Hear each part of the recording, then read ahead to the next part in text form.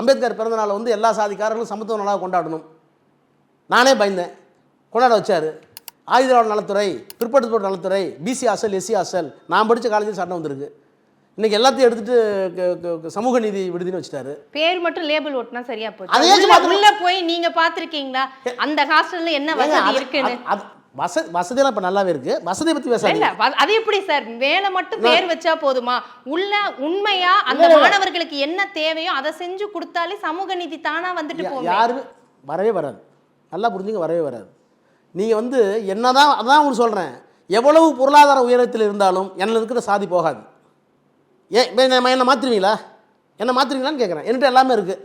நான் போகிற காரே 1 கோடி, நான் தங்கியிருக்க வீடு பெரிய பங்களா தான். இது ஒன்றும் இல்லிஜிட்மேட் இதெல்லாம் கிடையாது. லெஜிட்மேட்டாக நான் சம்பாரிச்சுன்னு வச்சுக்குவோம். என் ஜாதியை மாற்றிருவீங்களா நீங்கள்?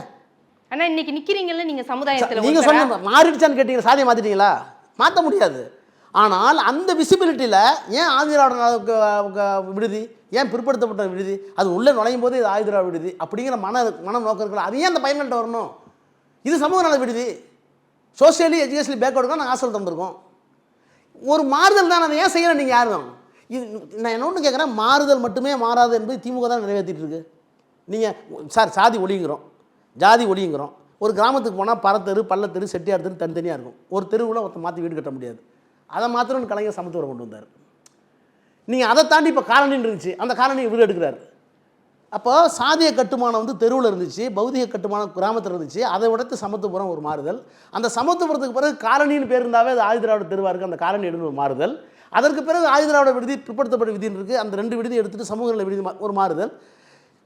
தேக்கமில்லாத ஒரு ஓட்டம் திராவிட இயக்கத்துக்கு இருக்குன்னா திமுக தான் இருக்குது. நீ என்ன புதுசாக மாற்றிடுவ? ஒன்ட்டு என்ன புதுசாக இருக்குது? எதுக்கு டூப்ளிகேட் ஜாமான் வைக்கிறதுக்கு இன்னொரு கடைன்னு கேட்குறேன்.